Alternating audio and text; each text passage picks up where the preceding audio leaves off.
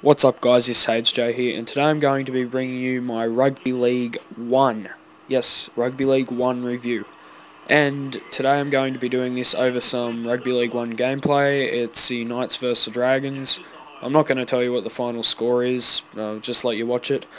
So yeah, a few of you wanted me to do reviews on games that I played as a kid, and this was one of my favourite games. I played this for a really long time, and overall, I thought it was one of the best games that I have ever played. So, starting off with the good aspects of the gameplay, the game is really fun to play, as I said. It's probably the game I had the most fun with, and it's really easy to get used to the controls. I remember even when I was about 7 or 8, I could get used to the controls in 5 or 6 minutes, and be ready to just go all out that night and just play this.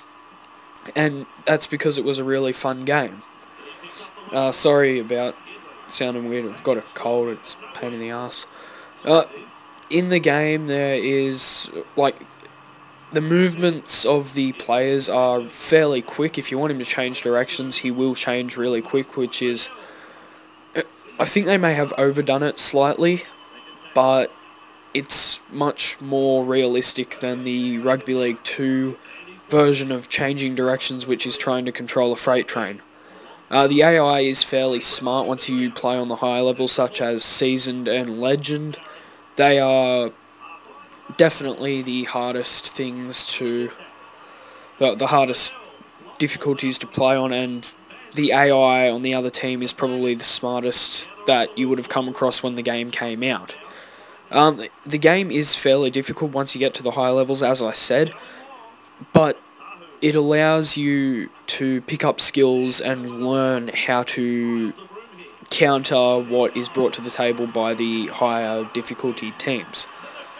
The stadiums and squads are accurate to the time. They've got heaps of licenses, and that just allows you to play the game over and over again, and you won't get bored because you rarely feel like you're doing the same thing. I just hit the post there from right in front. I'm sorry.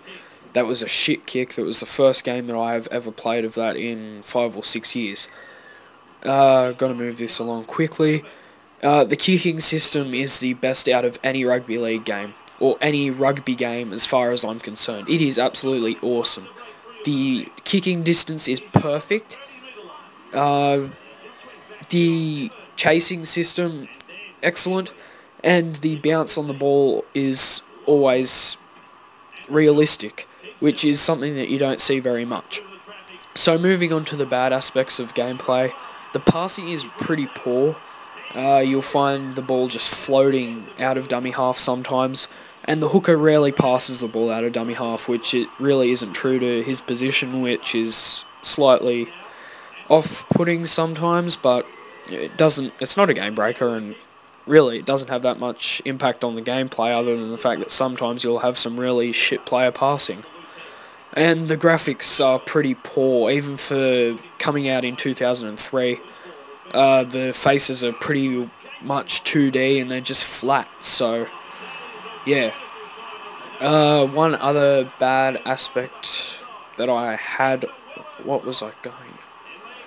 I can't remember what I was going to put down now. I can't remember it, I'll probably think of it later. The competitions and career, you have the licensed NRL, Super League, State of Origin, City Country and Tri-Nations, which is really good. You didn't see many licenses in many games back then, and it was great to see that all of those were included in this. And for the competition mode, you can only play through a single season. There is no franchise mode. However, there are rewards for doing it with different clubs, which basically allows you to play through it over and over again, trying to get these rewards. The customization, the player customization is pretty poor, as I said. There's flat 2D faces on all of the players, and the skills are only out of 10, so there's really not any in-depth speed or acceleration or anything like that. The team customization does its best for the time to keep up with the other franchises, and it allows you to use many different things, such as where your team is from. There weren't that many games back then that actually would allow you to do that.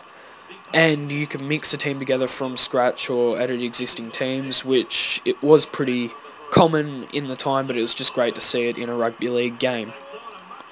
The custom competitions are good. You can create them in the competitions mode, and basically you can play up to around 140 rounds from what I remember when I played it as a kid.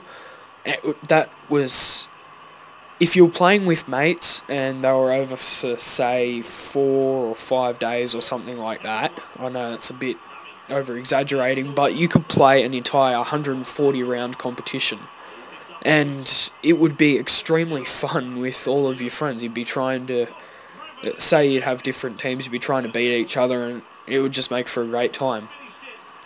So yeah, and one thing I did forget to mention in the competitions and career, I forgot to have the game modes.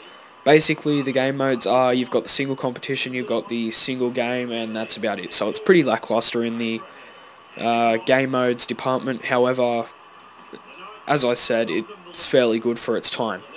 Finally, not many games allow you to have as much fun as this while still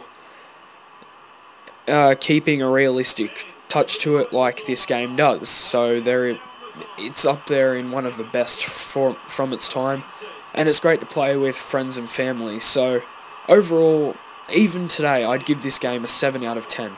It's extremely fun, and it's just great to play with your mates and everything. So this is my first review of games that I played when I was a kid.